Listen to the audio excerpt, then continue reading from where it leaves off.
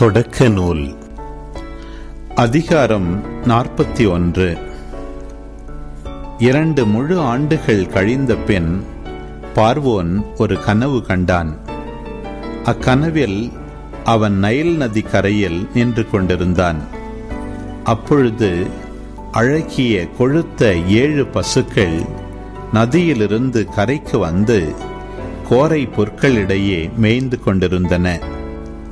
அவற்றை தொடர்ந்து நலிந்து மெலிந்த வேறு 7 பசுக்கள் நைல் நதியிலிருந்து வெளிவந்து கரையிலிருந்த மற்ற பசுக்களோடு நின்று கொண்டன. நலிந்து மெலிந்த பசுக்கள் அழகிய கொழுத்த 7 பசுக்களை விழுங்கிவிட்டன. அதன் பின் பார்வோன் துயில் கலைந்தான். மீண்டும் அவன் கண்ணயர்ந்த போது 2வது கனவு கண்டான். அக்கனவில் செழுமையான பொன்னிறமான 7 கதிர்கள் ஒரே தாளில் காய்த்திருந்தன. அதன் பின் கீழே காற்றினால் தீந்து போன கதிர்கள் தோன்றின. அந்த பதரான கதிர்கள் 7ம் செழுமையான முற்றிய கதிர்களை விழுங்கிவிட்டன. பார்வோன் கண் விழித்து தான் கண்டது கனவு என்று உணர்ந்தான். காலையில் அவன் மனம் கலக்கமுற எகிப்து நாட்டிலுள்ள எல்லா மந்திரவாதிகளையும் ஞானிகளையும் வரவழைத்து தன் கனவுகளை எடுத்துரைத்தான். ஆனால் அவற்றை அவனுக்கு விளக்கி கூறுவார் எவரும் இல்லை. அப்போது மது பரிமாறுவோரின் தலைவன் பார்வோனை நோக்கி, என் பிழை இன்றுதான் என் நினைவிற்கு வருகிறது. பார்வோனாகிய தாங்கள் முன்னொரு சமயம் ஊழியர் மீது கடுஞ்சினமுற்று அடியேனையும் அப்பம் தயாரிப்போரின் தலைவனையும் காவலர் தலைவனின் வீட்டில் சிறை வைத்தீர். அச்சமயம் ஒரே இரவில் வெவ்வேறு பொருள் கொண்ட கனவுகளை நானும் அவனும் கண்டோம். அங்கே காவலர் தலைவரின் ஊழியனாகிய எபிரேய இளைஞன் ஒருவன் எங்களோடு இருந்தான். நாங்கள் அவனிடம் எங்கள் கனவுகளை விவரித்து சொன்னோம். அவன் எங்கள் கனவுகளுக்கு அவனவன் கனவுக்கேற்ப விளக்கம் கூறினான். அவன் எங்களுக்கு விளக்கி கூறியபடியே யாவும் நடந்தன. முன்னைய பதவி எனக்கு மீண்டும் அளிக்கப்பட்டது. அவனோ கழுமரத்தில் ஏற்றப்பட்டான் என்றான். பார்வோன் ஆள் அனுப்பி யோசேப்பை அழைத்து வரச் செய்தான். அவர்களும் அவரை காவற்கிடங்கிலிருந்து விரைவாக வெளிக்கொணர்ந்தனர். அவர் முடி திருத்திக் கொண்டு புத்தாடை அணிந்து பார்வோன் முன்னிலைக்கு வந்தார். பார்வோன் யோசேப்பை நோக்கி, நான் கனவு கண்டேன், ஆனால் அதற்கு விளக்கம் சொல்வார் யாரும் இல்லை. கனவை கேட்டால் நீ தகுந்த விளக்கம் கூறுவாய் என்று உன்னை பற்றி சொல்ல கேள்விப்பட்டேன் என்றான். யோசேப்பு பார்வோனுக்கு மறுமொழியாக, நான் அல்ல, கடவுளே பார்வோனுக்கு நலமிகு மறுமொழி வழங்குவார் என்றார். அப்பொழுது பார்வோன் யோசேப்பிடம் சொன்னதாவது, என் கனவில் நைல் நதி கரையில் நான் நின்று கொண்டிருந்தேன். அப்பொழுது கொழுத்த 7 அழகிய பசுக்கள் நதியிலிருந்து வெளியேறி வந்து கோரை புற்களிடையே மேய்ந்து கொண்டிருந்தன. அவற்றிற்கு பின் வற்றிய மிகவும் நலிந்து மெலிந்த வேறு 7 பசுக்கள் கரையேறி வந்தன. அத்தகைய அருவருப்பான பசுக்களை எகிப்து நாட்டில் நான் எங்கும் எப்போதும் கண்டதில்லை. நலிந்து மெலிந்த இந்த பசுக்கள் முதலில் வந்த கொழுத்த 7 பசுக்களை விழுங்கிவிட்டன. ஆனால் இவை அவற்றை விழுங்கிய பின்னும் விழுங்கியனவாகவே தெரியவில்லை. முன்பு போலவே மெலிந்து தோன்றின. அதன் பின் நான் துயில் கலைந்தேன். மீண்டும் ஒரு கனவு கண்டேன். அதில் செழுமையான முற்றிய 7 கதிர்கள் ஒரே தாளில் தோன்ற கண்டேன். அவற்றிற்கு பின் தீந்த பதராகி கீழே காற்றினால் கருகி போன வேறு 7 கதிர்கள் வெளிவந்தன. இந்த பதரான 7 கதிர்கள் அழகிய 7 கதிர்களை விழுங்கிவிட்டன. இதை பற்றி மந்திரவாதிகளிடம் சொன்னேன். ஆனால் எவராலும் எனக்கு பொருள் கூற முடியவில்லை. அதற்கு யோசேப்பு பார்வோனை நோக்கி, பார்வோனாகிய தாங்கள் கண்ட கனவுகள் குறிப்பன ஒன்றே. கடவுள் தாம் செய்யவிருப்பதை பார்வோனுக்கு வெளிப்படுத்தியுள்ளார். 7 நல்ல பசுக்கள் 7 ஆண்டுகளை குறிக்கும். 7 நல்ல கதிர்கள் 7 ஆண்டுகளை குறிக்கும். ஆக கனவுகள் குறிப்பன ஒன்றே. அவற்றிற்கு பின் வந்த மெலிந்த அருவருப்பான 7 பசுக்கள் 7 ஆண்டுகளை குறிக்கும். பதராகி வெப்ப காற்றினால் தீந்து போன 7 கதிர்கள் பஞ்சம் நிறைந்த 7 ஆண்டுகளை குறிக்கும். நான் பார்வோன் ஆகிய தங்களுக்கு சொன்னது போலவே கடவுள் தாம் செய்ய இருப்பதை பார்வோன் ஆகிய தங்களுக்கு வெளிப்படுத்தியுள்ளார். எகிப்து நாடெங்கும் மிக வளமான 7 ஆண்டுகள் வரவிருக்கின்றன. அதன் பின் 7 ஆண்டுகள் பஞ்சம் நிலவும்.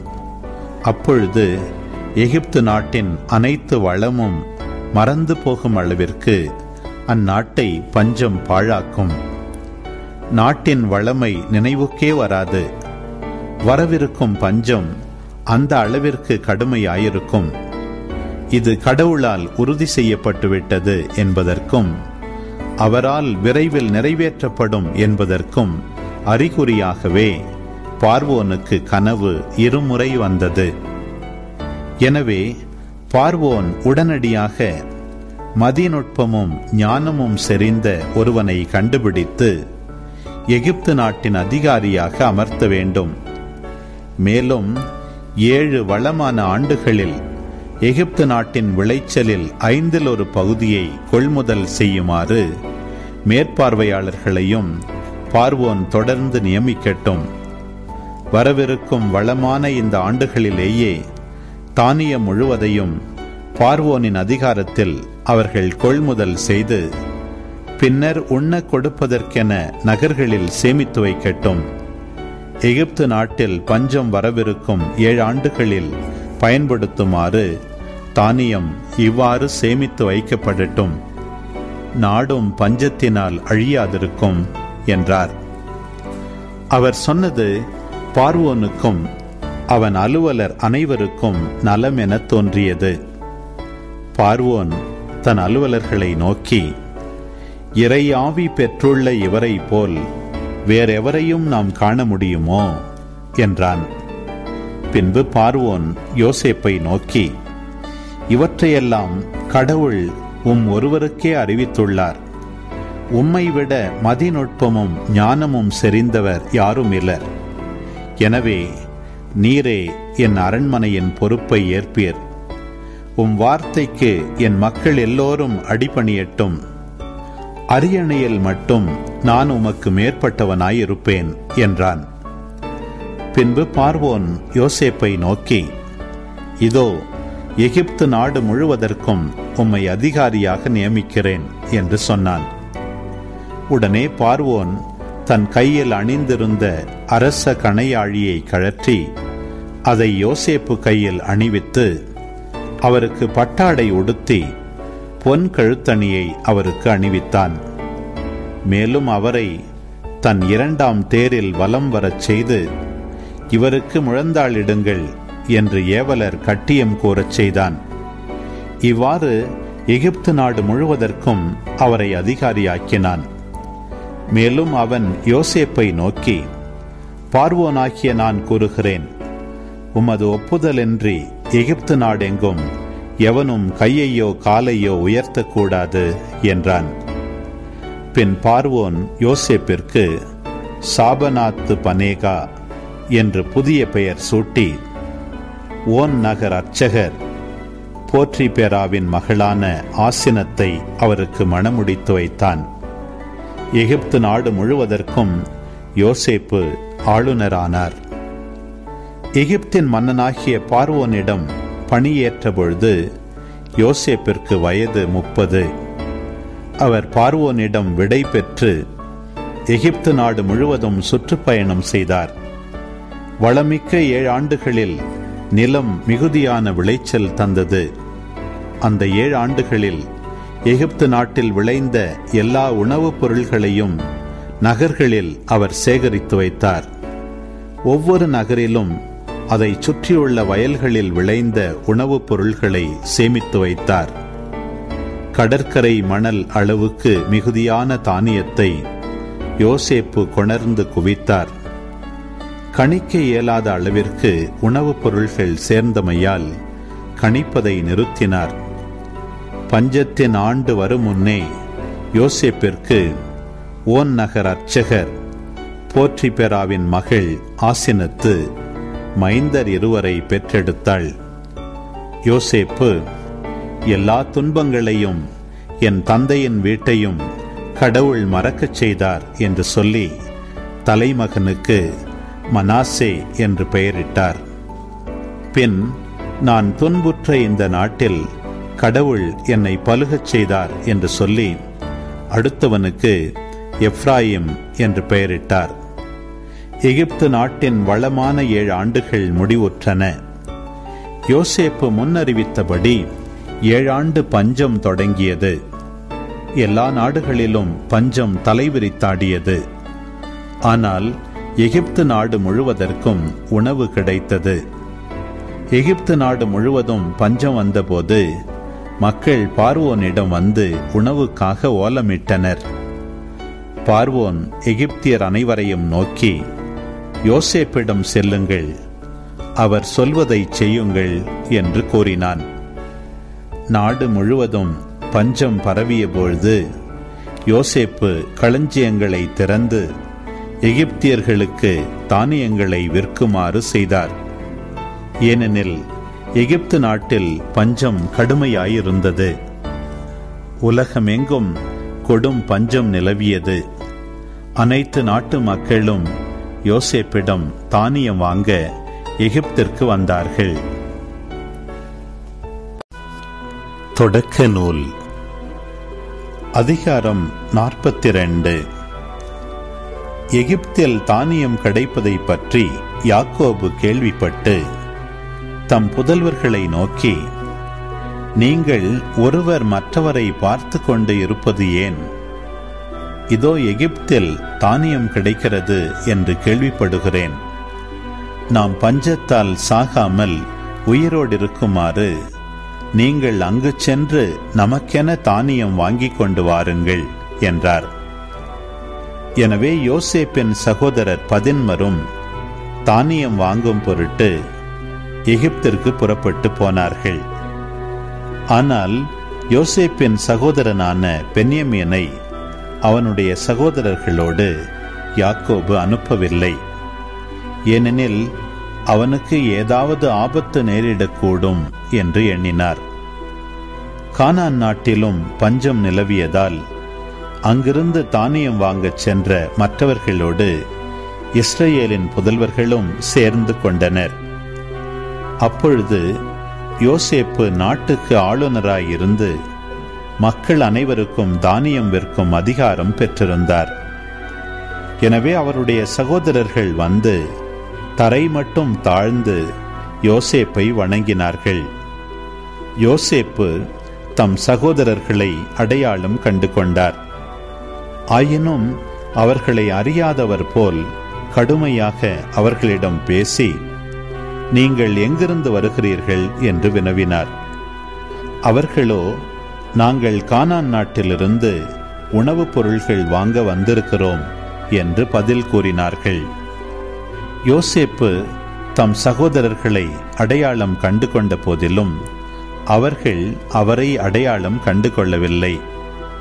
அப்பொழுது தாம் அவர்களை பற்றி கண்ட கனவுகளை நினைவில் கொண்டு அவர்களை நோக்கி, நீங்கள் ஒற்றர்கள், பாதுகாப்பற்ற பகுதிகள் நாட்டில் எங்குள்ளன என்று ஆராய்ந்து பார்க்க வந்திருக்கிறீர்கள் என்றார். அதற்கு அவர்கள், எம் தலைவரே, அப்படியல்ல, உம் ஊழியர்களாகிய நாங்கள் உணவுப் பொருள்கள் வாங்கவே வந்துள்ளோம். நாங்கள் எல்லாரும் ஒரே தந்தையின் புதல்வர்கள். நாங்கள் நேர்மையானவர்கள், ஒற்றர்கள் அல்ல என்றனர்.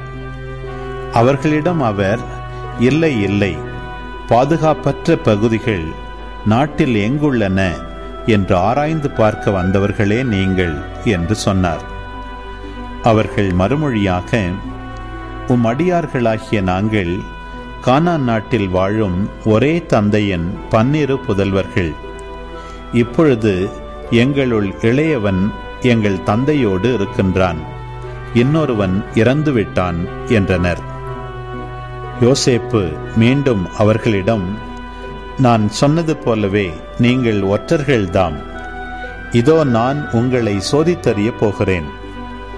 பார்வோனின் உயிர் மேல் ஆணை, உங்கள் இளைய சகோதரன் இங்கே வந்தால் ஒழிய நீங்கள் இங்கிருந்து புறப்படப் போவதில்லை. எனவே உங்கள் சகோதரனை அழைத்து வரும்படி உங்களில் ஒருவனை அனுப்புங்கள். மற்றவர்கள் சிறையில் அடைக்கப்படுவீர்கள். உங்கள் சொற்களை சோதித்து உண்மை உங்களிடம் உள்ளதா என்று அறிய விரும்புகிறேன். இல்லையெனில் பார்வோனின் உயிர் மேல் ஆணை, நீங்கள் ஒற்றர்கள்தாம் என்றார். பின்னர் அவர் அவர்களை 3 நாள் காவலில் வைத்தார்.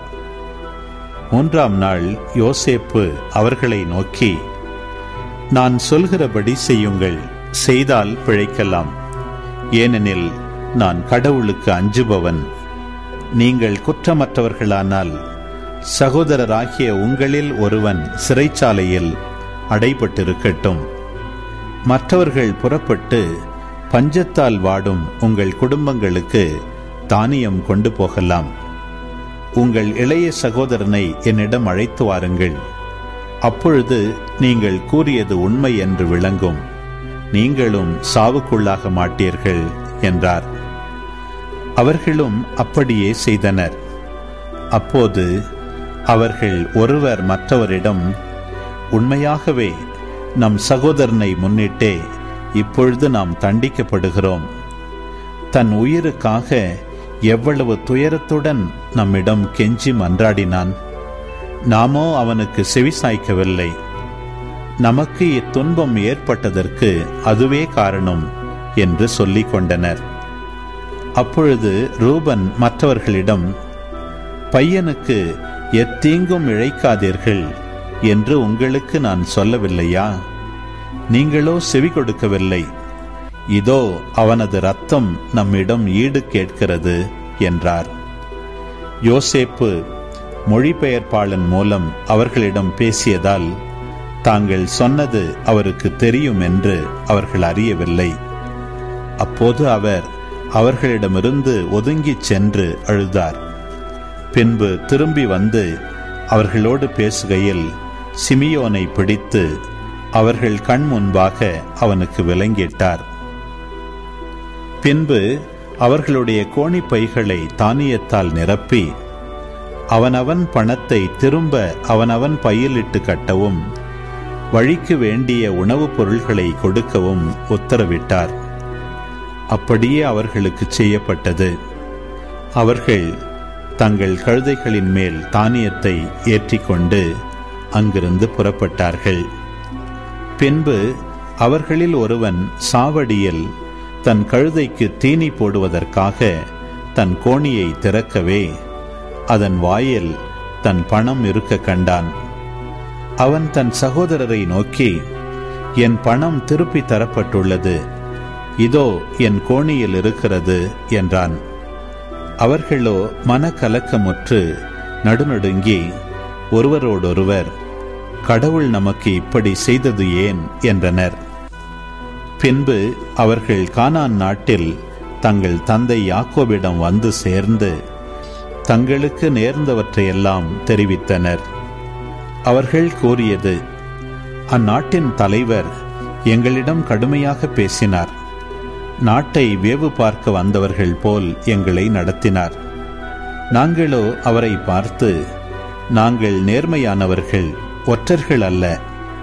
நாங்கள் ஒரே தந்தைக்கு பிறந்த 12 சகோதரர். ஒருவன் இறந்துவிட்டான். இளையவன் கானான் நாட்டில் இப்பொழுது எங்கள் தந்தையோடு இருக்கிறான் என்று சொன்னோம். அப்பொழுது நாட்டின் தலைவரான அந்த ஆள், நீங்கள் நேர்மையானவர்கள்தாம் என்பதை நான் அறிந்து கொள்ள உங்கள் சகோதரர்களுள் ஒருவனை என்னிடம் விட்டுச் செல்லுங்கள், பஞ்சத்தால் வாடும் உங்கள் குடும்பங்களுக்கு வேண்டியவற்றை வாங்கிக் கொண்டு போங்கள். ஆனால் உங்கள் இளைய சகோதரனை என்னிடம் அழைத்து வாருங்கள். அதன் மூலம் நீங்கள் ஒற்றர்கள் அல்ல, நேர்மையானவர்கள்தாம் என்று நானும் அறிந்து கொள்வேன். அதன்பின் உங்கள் சகோதரனை உங்களிடம் ஒப்படைப்பேன். பின்னர் நீங்கள் நாடெங்கும் வணிகம் செய்யலாம் என்றார். பின்பு அவர்கள் கோணிப்பைகளை திறந்து கொட்டிய பொழுது ஒவ்வொருவன் கோணிப்பையிலும் அவனவன் பணமுடிப்பு காணப்பட்டது. பணமுடிப்புகளை கண்டு அவர்களும் அவர்கள் தந்தையும் திகிலுற்றனர். தந்தை யாக்கோபு அவர்களை நோக்கி, என்னை பிள்ளையற்றவன் ஆக்கிவிட்டீர்கள். யோசேப்பு இல்லை, சிமியோனும் இல்லை, இப்பொழுது பென்யமீனையும் கூட்டிக் கொண்டு போகவிருக்கிறீர்களே, எல்லாமே எனக்கு எதிராக உள்ளன என்றார். அதற்கு ரூபன் தம் தந்தையிடம், நான் அவனை உம்மிடம் திரும்பவும் கொண்டு வராவிடில் என் இரு மைந்தரையும் கொன்றுவிடுங்கள். அவனை என் கையில் ஒப்புவியுங்கள், நான் அவனை உங்களிடம் கொண்டு வந்து சேர்ப்பேன் என்றார். ஆனால் யாக்கோபு, என் மகனை உங்களோடு போகவிட மாட்டேன். இவன் சகோதரன் இறந்து போனான், இவன் ஒருவனே எஞ்சியிருக்கிறான். நீங்கள் போகும் வழியில் இவனுக்கு ஏதாவது ஆபத்து நேரிட்டால் நரைத்த முடியுள்ள என்னை துயருக்குள்ளாக்கி பாதாளத்திற்குள் இறங்கச் செய்வீர்கள் என்றார். யோபு ஆகமம் அதிகாரம் 33.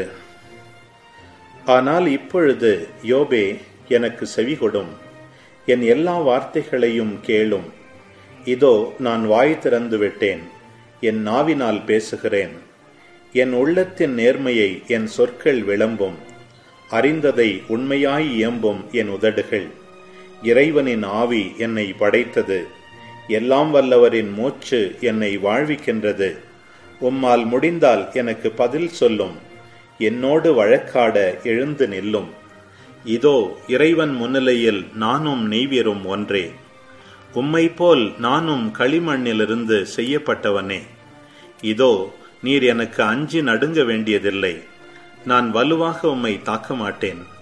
உண்மையாகவே என் காதுகளில் விழ நீர் கூறினீர், நானும் அம்மொழிகளின் ஒலியை கேட்டேன். குற்றமில்லா தூயவன் நான், மாசற்ற வெண்மனத்தான் யான். இதோ அவர் என்னில் குற்றம் காண பார்க்கின்றார், அவர் என்னை எதிரியாக எண்ணுகின்றார். மரத்துளையில் என் கால்களை மாட்டுகின்றார், என் காலடிகளை எல்லாம் கவனிக்கின்றார். இதோ இது சரியென்று பதில் உமக்கு கூறுகிறேன். கடவுள் மனிதரை விட பெரியவர். என் சொல் எதற்கும் அவர் பதில் கூறுவதில்லை என ஏன் அவரோடு வழக்காடுகின்றீர்? ஏனெனில் இறைவன் முதலில் ஒரு வகையில் இயம்புகின்றார், இரண்டாவது வேறு வகையில் விளம்புகின்றார். அதை யாரும் உணர்வதில்லை. கனவில், இரவின் காட்சியில், ஆழ்துயில் மனிதரை ஆட்கொள்கையில், படுக்கையில் அவர்கள் அயர்ந்து உறங்குகையில் அவர் மனிதரின் காதை திறக்கின்றார், எச்சரிக்கை மூலம் அச்சுறுத்துகின்றார். இவ்வாறு மாந்தரிடமிருந்து தீவினையை நீக்குகின்றார், மனிதரிடமிருந்து ஆணவத்தை அகற்றுகின்றார். அவர்களின் ஆன்மாவை குழியிலிருந்தும் உயிரை வாளின் அழிவிலிருந்தும் காக்கின்றார். படுக்கையில் படும் வேதனையினாலும் எலும்பில் வரும் தீராவலியினாலும் அவர்கள் கண்டித்து திருத்தப்படுகின்றார்கள். அப்போது அவர்களின் உயிர் உணவையும் அவர்களின் ஆன்மா அறுசுவை உண்டியையும் அருவருக்கும். அவர்களின் சதை கரைந்து மறையும், காணப்படா அவர்களின் எலும்புகள் வெளியே தெரியும். அவர்களின் ஆன்மா குழியினையும் அவர்களின் உயிர் அழிப்போரையும் அணுகும். மனிதர் சார்பாக இருந்து அவர்களுக்கு நேர்மையானதை கற்பிக்கும் ஓர் 1000 வான தூதர் அவர்களின் மீது இறங்கி குழியில் விழாமல் இவர்களை காப்பாற்றும். ஏனெனில் இவர்களுக்கான மீட்டுத் தொகை என்னிடம் உள்ளது. இவர்களின் மேனி இளைஞனதை போல் ஆகட்டும், இவர்கள் இளமையின் நாள்களுக்கு திரும்பட்டும் என்று கடவுளிடம் மன்றாடினால் அவர் அவர்களை ஏற்றுக்கொள்வார். அவர் தம் முகத்தை மகிழ்ச்சியோடு அவர்கள் காணச் செய்வார். அவர்களுக்கு தம் மீட்பை மீண்டும் அளிப்பார். அவர்கள் மனிதர் முன் இவ்வாறு அறிக்கையிடுவர்: நாங்கள் பாவம் செய்தோம், நேரியதை கோணலாக்கினோம், இருப்பினும் அதற்கேற்ப நாங்கள் தண்டிக்கப்படவில்லை. எங்கள் ஆன்மாவை குழியில் விழாது அவர் காத்தார், எங்கள் உயிர் ஒளியை காணும். இதோ இறைவன் இவற்றையெல்லாம் மனிதர்க்கு மீண்டும் மீண்டும் செய்கிறார். இவ்வாறு குழியிலிருந்து அவர்களின் ஆன்மாவை காப்பாற்றுகின்றார். வாழ்வோரின் ஒளியை அவர்கள் காணச் செய்கின்றார். யோபே, கவனியும், எனக்கு செவிகொடும், பேசாதிரும், நான் பேசுவேன். சொல்வதற்கு இருந்தால் எனக்கு பதில் சொல்லும், பேசுக. உம்மை நேர்மையுள்ளவர் என காட்டவே நான் விழைகின்றேன். இல்லையெனில் நீர் எனக்கு செவிசாயும், பேசாதிரும், நான் உமக்கு ஞானத்தை கற்பிப்பேன். யோபு ஆகமம் அதிகாரம் 34. எலிகு தொடர்ந்து கூறினான்: ஞானிகளே, என் சொற்களை கேளுங்கள். அறிஞர்களே, எனக்கு செவி கொடுங்கள். நாக்கு உணவை சுவைத்து அறிவது போல காது சொற்களை பகுத்துணர்கின்றது. நேர்மை எதுவோ அதை நமக்கு நாமே தேர்ந்து கொள்வோம். நல்லது எதுவோ அதை நமக்குள்ளேயே முடிவு செய்வோம். ஆனால் யோபு சொல்லியுள்ளார்: நான் நேர்மையானவன். ஆனால் இறைவன் என் உரிமையை பறித்து கொண்டார். நான் நேர்மையாக இருந்தும் என்னை பொய்யனாக்கினார். நான் குற்றமில்லாதிருந்தும் என் புண் ஆறாததாயிற்று. யோபை போன்று இருக்கும் மனிதர் யார்? நீர் குடிப்பது போல் அவர் இறைவனை இகழ்கின்றார். தீங்கு செய்வாரோடு தோழமை கொள்கின்றார். கொடியவருடன் கூடி பழகுகின்றார். ஏனெனில் அவர் சொல்லியுள்ளார்: கடவுளுக்கு இனியவராய் நடப்பதனால் எந்த மனிதருக்கும் எப்பயனும் இல்லை. ஆகையால் அறிந்துணரும் உள்ளமுடையவர்களே, செவி கொடுங்கள். தீங்கிழைப்பது இறைவனுக்கும் தவறு செய்வது எல்லாம் வல்லவருக்கும் தொலைவாயிருப்பதாக. ஏனெனில் ஒருவரின் செயலுக்கேற்ப அவர் கைமாறு செய்கின்றார், அவரது நடத்தைக்கேற்ப நிகழச் செய்கின்றார். உண்மையாகவே கொடுமையை இறைவன் செய்ய மாட்டார். நீதியை எல்லாம் வல்லவர் புரட்ட மாட்டார். பூவுலகை அவர் பொறுப்பில் விட்டவர் யார்? உலகனைத்தையும் அவரிடம் ஒப்படைத்தவர் யார்? அவர் தம் ஆவியை தம்மிடமே எடுத்துக் கொள்வதாக இருந்தால், தம் உயிர் மூச்சை மீண்டும் பெற்றுக்கொள்வதாயிருந்தால், ஊனுடம்பு எல்லாம் ஒருங்கே ஒழியும். மனிதர் மீண்டும் மண்ணுக்கு திரும்புவர். உமக்கு அறிவிருந்தால் இதை கேளும். என் சொற்களின் ஒலிக்கு செவிகொடும். உண்மையில் நீதியை வெறுப்பவரால் ஆட்சி செய்ய இயலுமா? வாய்மையும் வல்லமையும் உடையவரை நீர் பழிப்பீரோ? அவர் வேந்தனை நோக்கி வீணன் என்றும் கோமகனை பார்த்து கொடியோன் என்றும் கூறுவார். அவர் ஆளுநனை ஒருதலை சார்பாய் நடத்த மாட்டார். ஏழைகளை விட செல்வரை உயர்வாய் கருதவும் மாட்டார். ஏனெனில் அவர்கள் அனைவரும் அவர் கைவேலைப்பாடுகள் அல்லவா? நொடிப்பொழுதில் அவர்கள் மடிவர். நள்ளிரவில் நடுக்கமுற்று அழிவர். ஆற்றல் மிக்காரும் மனித உதவியின்றி அகற்றப்படுவர். ஏனெனில் அவரின் விழிகள் மனிதரின் வழிகள் மேல் உள்ளன. அவர்களின் அடிச்சுவடுகளை அவர் காண்கிறார். கொடுமை புரிவோர் தங்களை ஒளித்துக் கொள்ள இருளும் இல்லை, இறப்பின் நிழலும் இல்லை. இறைவன் முன் சென்று கணக்கு கொடுக்க எவருக்கும் அவர் நேரம் குறிக்கவில்லை. வலியோரை நொறுக்குவதற்கு அவர் ஆய்ந்தறிவு செய்ய தேவையில்லை. அன்னார் இடத்தில் பிறரை அமர்த்துவார். அவர்களின் செயலை அவர் அறிவார். ஆதலால் இரவில் அவர்களை வீழ்த்துவார். அவர்களும் நொறுக்கப்படுவர். அவர்கள் கொடுஞ்செயலுக்காக அவர் மக்கள் கண்முன் அவர்களை வீழ்த்துவார். ஏனெனில் அவரை பின்பற்றாமல் அவர்கள் விலகினர். அவர் தம் நெறி அனைத்தையும் அவர்கள் பொருட்படுத்தவில்லை.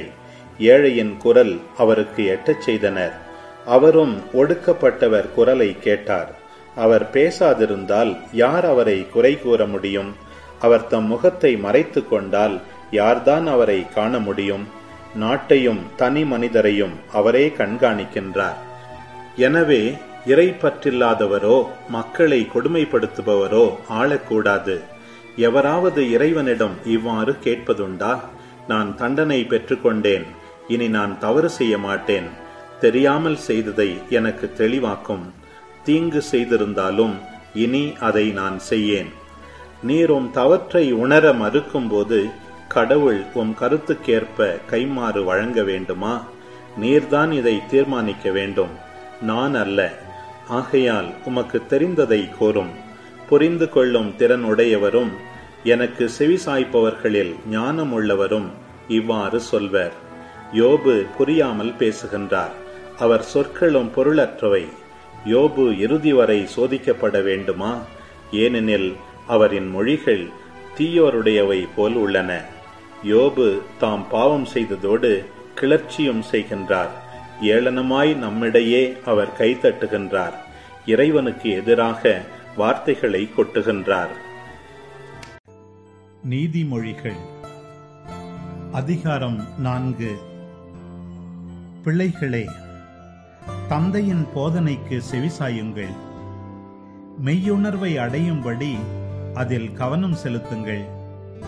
நான் உங்களுக்கு நற்போதனை அளிக்கின்றேன். நான் கற்பிப்பதை புறக்கணியாதீர்கள். நான் என் தந்தையின் அருமை மைந்தனாய், தாய்க்கு செல்ல பிள்ளையாய் வளர்ந்து வந்தேன். அப்பொழுது என் தந்தை எனக்கு கற்பித்தது இதுவே. நான் சொல்வதை உன் நினைவில் வை. என் கட்டளைகளை மறவாதே. நீ வாழ்வடைவாய். ஞானத்தையும் மெய்யுணர்வையும் தேடிப் பெறு. நான் சொல்வதை மறந்துவிடாதே. அதற்கு மாறாக நடவாதே. ஞானத்தை புறக்கணியாதே. அது உன்னை பாதுகாக்கும். அதை அடைவதில் நாட்டங்கொள். அது உன்னை காவல் செய்யும். ஞானத்தை தேடி பெறுவதே ஞானமுள்ள செயல். உன் சொத்து எல்லாம் கொடுத்தாயினும் மெய்யுணர்வை தேடிப் பெறு. அதை உயர்வாய்க்கொள். அது உன்னை உயர்த்தும். அதை நீ தழுவிக்கொள். அது உன்னை மாண்புறச் செய்யும். அது உன் தலையில் மலர்முடியைச் சூட்டும். மணிமுடி ஒன்றை உனக்கு அளிக்கும். பிள்ளாய், கவனி, நான் சொல்வதை ஏற்றுக்கொள். அப்பொழுது உன் ஆயுட்காலம் நீடிக்கும். ஞானத்தின் வழிகளை உனக்கு கற்பித்திருக்கின்றேன். நேரிய பாதைகளில் உன்னை நடத்தி வந்தேன். நீ நடக்கும்போது உன் கால் சறுக்காது. நீ ஓடினாலும் இடறி விழமாட்டாய். பெற்ற நற்பயிற்சியில் உறுதியாக நிலைத்து நில். அதை விட்டுவிடாதே. அதை கவனமாய் காத்துக்கொள். அதுவே உனக்கு உயிர். பொல்லார் செல்லும் பாதையில் செல்லாதே. தீயோர் நடக்கும் வழியில் நடவாதே. அதன் அருகில் செல்லாதே. அதில் கால் வைக்காதே. அதை விட்டு விலகி உன் வழியே செல். தீமை செய்தாலன்றி அவர்களுக்கு தூக்கம் வராது. யாரையாவது கீழே வீழ்த்தினாலன்றி அவர்களுக்கு உறக்கம் வராது. தீவினையே அவர்கள் உண்ணும் உணவு. கொடுஞ்செயலே அவர்கள் பருகும் பானம். நேர்மையாளரின் பாதை வைகரை ஒளி போன்றது. அது மேன்மேலும் பெருகி நண்பகலாகின்றது. பொல்லாரின் பாதையோ காரிருள் போன்றது. தாங்கள் எதில் இடறி விழுவார்கள் என்பது அவர்களுக்கு தெரியாது.